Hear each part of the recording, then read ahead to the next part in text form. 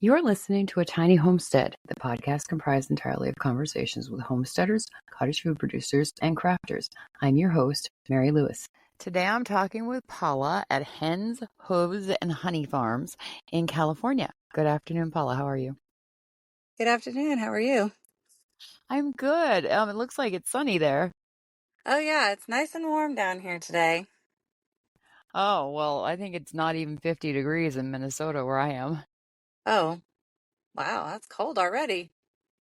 Yeah, fall is on the way. It's really sunny though. So if you don't think about it too hard, it still looks like summertime outside. So, tell me about yourself and what you guys do at your place. So, my husband and I bought some land about 15 years ago. It kind of started, my husband at the age of 32 was diagnosed with cancer. And the cause of it, from what the doctors could understand, was more environmental causes. Basically, the water, the food, all the stuff, all the toxins and everything. So we kind of decided that we wanted to grow our own food, just kind of live a healthier lifestyle, so to speak. So we got some land and we started small with cattle and pigs, and then just slowly over the years, we've just kind of expanded things, and that's kind of how we got started. Okay, how long ago was this? About 15 years ago. And how's your husband now? He's great. He is cancer free and has been since it went away about 14 years ago. Awesome. So whatever you guys did helped. Yes, hopefully. It never Good. comes back.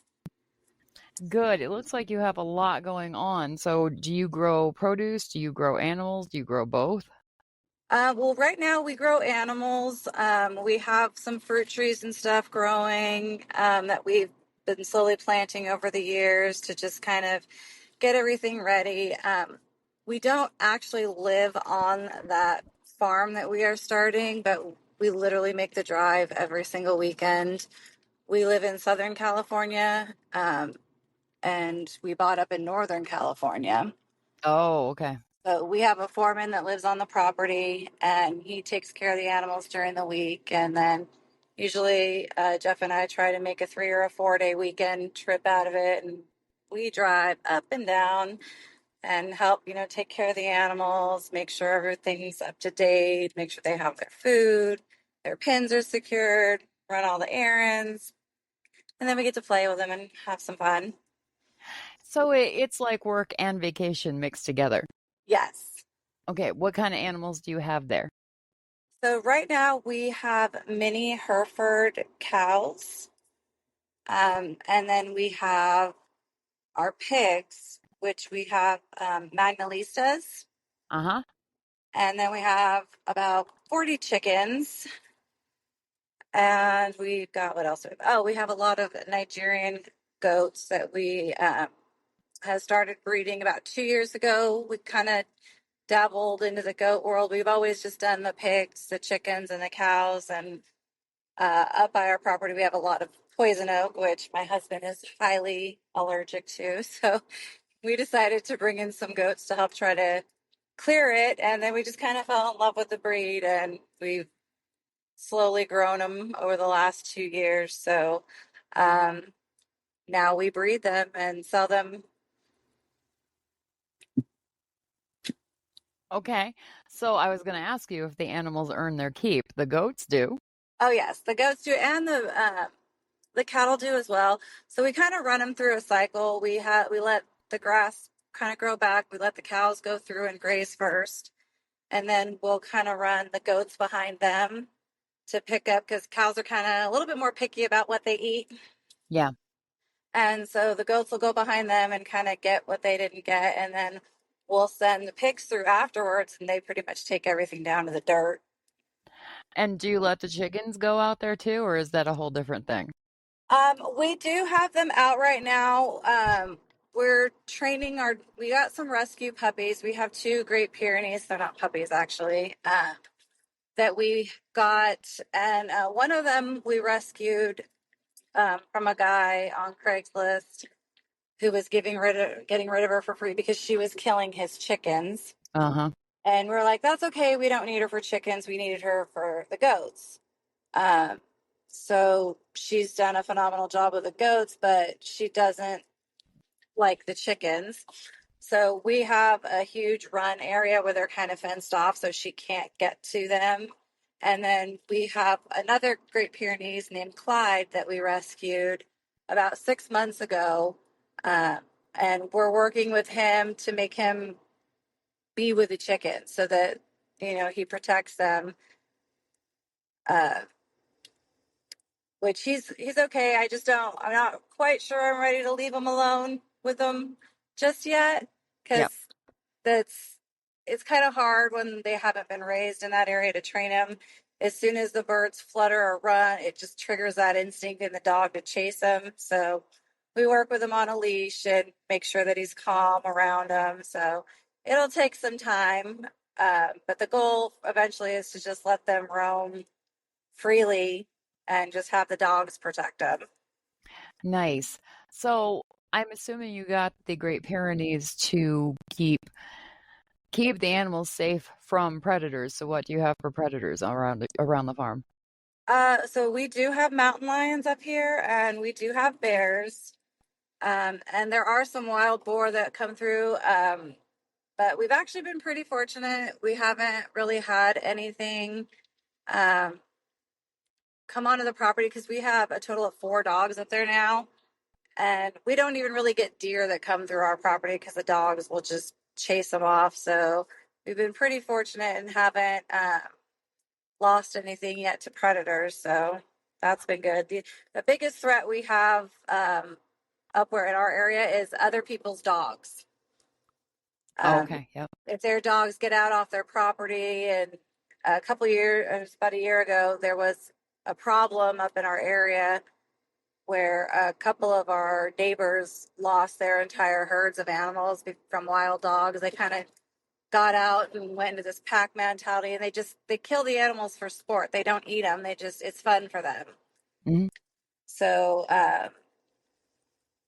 that was a big problem, and the poor guy lost, I think, all 18 or something of his sheep. It was really sad. And they finally got that under control, so it hasn't been a problem. And dogs typically don't come onto our property because of ours. Yeah. So we've been really fortunate in that area. Good. And wild dog packs are not a good thing. And I really want to stress this because if you want to rehome your dog, take them to a shelter or ask around if friends would like to have them. Do not let a dog loose out on its own in the wild because they will gather up with other dogs and it becomes a problem. So don't Yes. do that. Plus, it's so hard on the dogs. They go from being pets and loved to trying to fend for themselves and then they become a problem. Yeah, it's unfortunate. It's really sad. Yeah, so don't can't talk. Don't dump dogs. It's not okay. No, definitely not. And certainly don't dump them at my place or Paula's place because I can't have another dog. I have a dog. We're good. So, um, so do you sell chicken eggs because you have chickens?